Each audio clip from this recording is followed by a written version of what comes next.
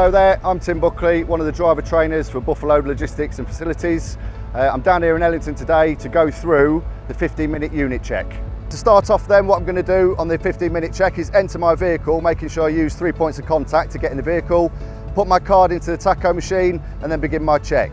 Okay, once I've entered the vehicle then, my tacho card goes into the tacho machine, and that pretty much will start off the beginning of my 15-minute check and begin the working period for the day.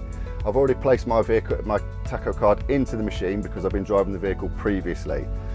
From this point onwards, what I'm going to be checking is my seat and seat belts are correct and fit for purpose for my duty period.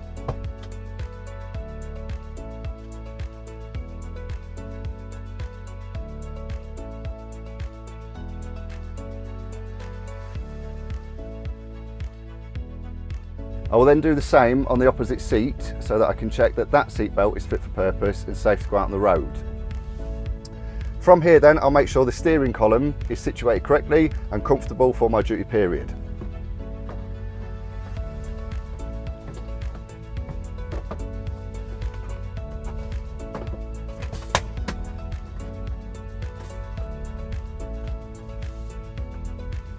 Good, I'm comfortable with that. I'll be happy to go on the road like this.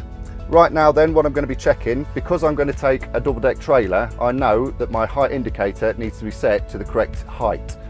It is set at 16.2, just here. I now know that that is the correct height for me to drive with that trailer attached to the back of the unit later on. The next thing I'm going to check whilst inside the cab itself is make sure that my mirrors, okay, are all clean, tidy. I can see exactly what I need to see and are positioned correctly, right, for the duty period itself.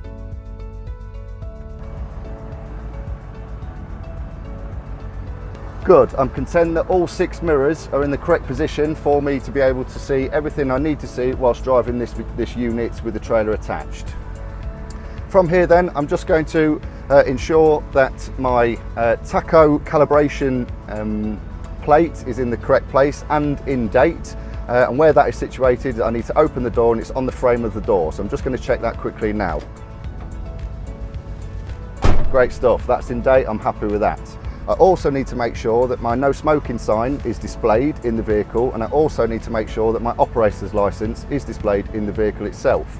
Now they are situated on the left hand corner of my unit itself, and I can clearly see that they are both in place and good to go for the duty period, so I'm content with that. The next thing I want to make sure is in good working order and I have available is the fire extinguisher that is right down by my right side underneath my seat. I'm just going to check that now. Happy with that, my fire extinguisher is situated, it is in the green, it is in date, should I need to use it for any reason. Hopefully I don't. However, it is there and I'm good to go, content.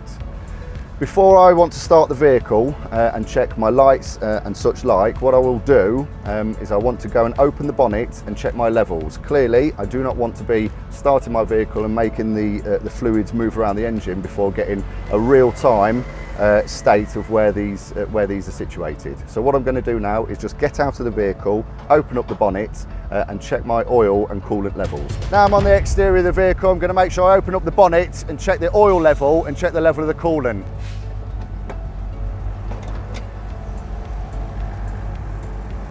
If you need to, you can lower a step to be able to gain you some height to gain access to the dipstick.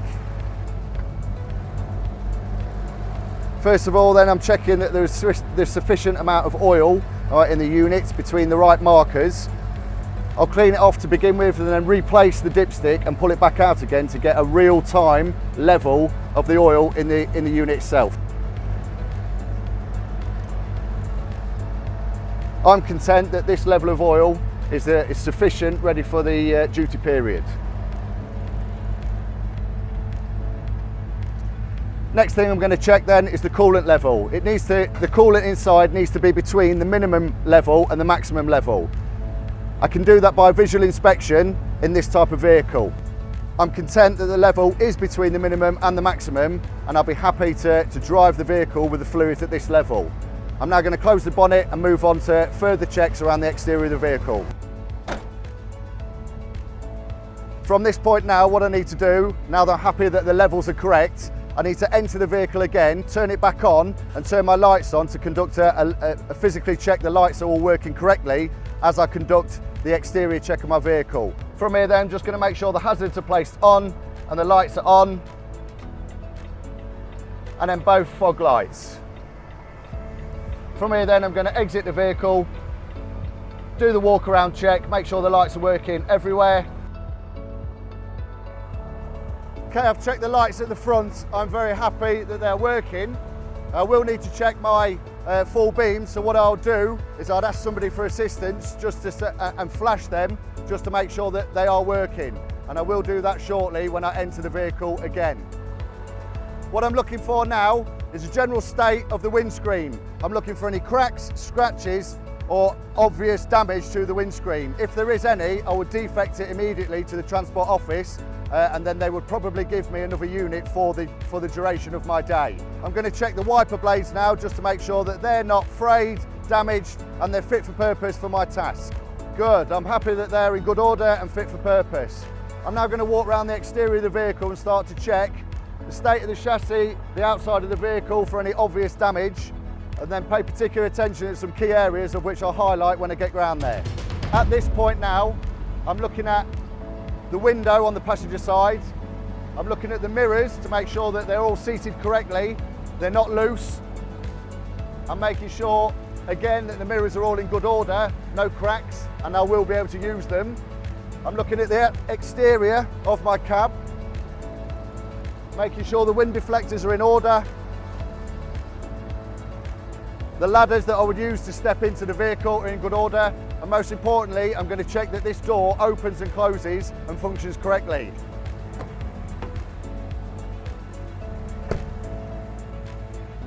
I'm now going to move on to the tyres. First of all, I'm going to have a visual inspection of the wheel nut indicators. Now, these wheel nut indicators are a fluorescent colour. Each one has a point, and each point should point to each other. If they do not point to each other, I'm going to investigate it as to the reason why. And most importantly, I'll probably report it because the torque settings may be off. That will then need to be checked by the fitters to make sure there is no problem before I go out on the road. I'm content that that is okay for this particular wheel. I'm then going to check the tread depth. I'm going to make sure that the tread depth is above 1 millimetre all the way round to make sure that that tyre is in good order. I'm looking for flat spots, I'm looking for tears, and I'm looking for any thread that may be showing, okay, from any damage previously done by another driver. If I was to find any of this, I would immediately report it. Happy with that, that is in good order. I'm also checking around the wheel to make sure the spray suppression is fitted and fit for purpose throughout my task. As I move forward then, I want to check to make sure everything at the rear of the cab is in good order. So all my Susie lines and my Anderson lead is connected because I will require that, and it will be, all of the leads will be required to be used throughout the daily duty period.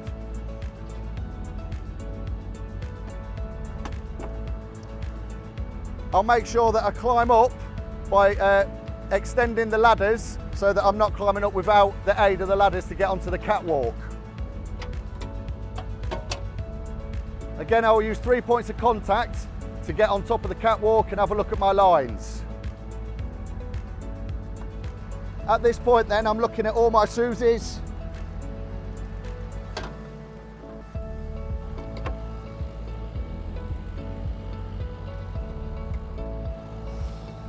Excellent.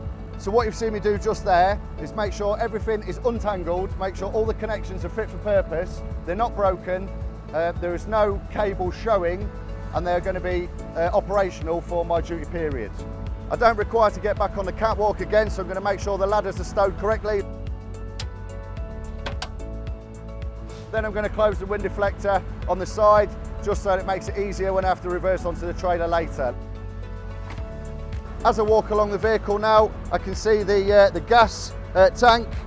What I need to make sure is the valve is set to the shut position, like this watch. That is the open position. I'm now going to ensure physically it's set to the shut position. Okay, as I continue around the exterior of the vehicle, I've got more wheels to check. Exactly the same as the front wheel. Okay, I'm going to check the wheel nut indicators, I'm going to check the tread depth, and we're going to make sure that everything is in good order before taking it on the road. I will do this side in one go.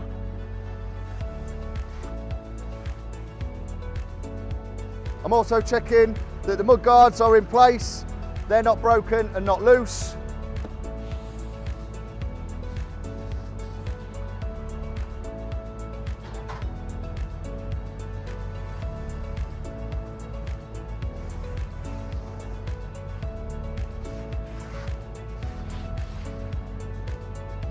Now on these particular wheels at the rear, there are 2 tyres. There is a gap in between. It's very, very important to check in between that gap to make sure you don't miss anything on the tyre that's closest to the centre of the unit itself. Now if for some reason you can't and you don't feel like you've seen all of the tyre, what you can do is pop open the mudguard, okay, and then have a look in yourself. By doing this, this will allow more access and you can see more of the tyre. It's important that you check both tyres because if there is a fault on the innermost tyre and you miss it, it could be very dangerous on the public roads.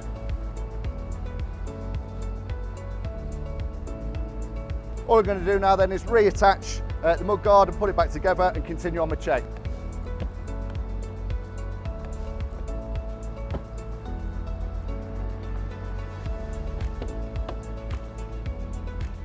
As I've come to the rear of the vehicle then I can see that both indicators are working. The lights are on for the brake lights. I will need to test the brake lights and the reverse, okay. What I will do there is I would ask for assistance from another driver and just say, could you please check for me that my brakes are working when I'm in the cab, and I should do that when I get back into the cab shortly. What I'm also looking at is any obvious signs, okay, that the vehicle may be leaning to the left or to the right. That would signify to me that there may be an issue, all right, with the suspension system or the air suspension. If there is, and there is an obvious lean to the left or to the right, I would again report it to the transport office. As I continue round, I'm just making sure that everything else is in good order. We move round to the rear or the driver's side. I can see a slight bit of damage, okay, on this bumper. It's no real issue, all right, for public road use. However, it's just one to notice.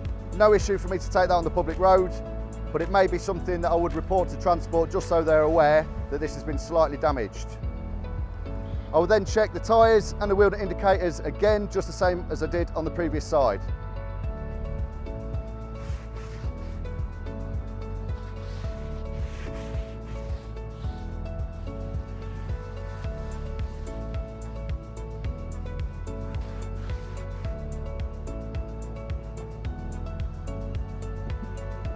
Okay, what I've found on this tyre is a gouge out of it.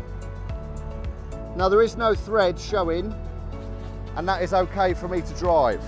However, if that had any thread showing, I would report that to the transport office, and then I would probably be sent to the fitters to have a tyre changed before I went on the public highway. And it's extremely important to be able to identify those areas of concern before you take it on the road. Ultimately, these tyres bear the load, a heavy load, so if there is any inconsistencies with the tyre that compromises its safety, it needs to be reported immediately. I'm also checking the fifth wheel. The fifth wheel needs to have the appropriate amount of grease on there, okay, and most importantly, one of the key safety features, the dog clip. I'm going to make sure that that is attached and works correctly. As I move forward then, we've got to the fuel tank, the diesel fuel tank. I'm going to make sure that the cap is seated correctly. I'm also going to have a physical check to make sure there's some fuel in the tank itself. That is not full, so from here I would make, after I've done my check, I would make sure that that is filled up, and fit for purpose, so I had a full tank of fuel to go out on the road. As I move along, I find myself getting to the AdBlue tank. All right, I'll make sure that that cap is seated correctly and fit for purpose. There's no leakages or anything like that.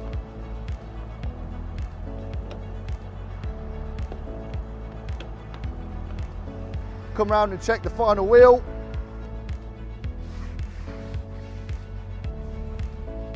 Okay, from here, I'll be checking the windows, the mirrors, to make sure there are no cracks. Again, no obvious damage to the body of the unit itself, and make sure that everything is in good working order before I go out on the road. That I'm happy with the exterior of the vehicle, I will now just get back into the vehicle and ask for assistance from a friend of mine, a fellow colleague, just to let me know that the full beams are working, and then the brake lights and also the reversing lights. Great stuff. The final thing I want to check then is make sure that my washers are working and that my horn is operational for my duty period. So,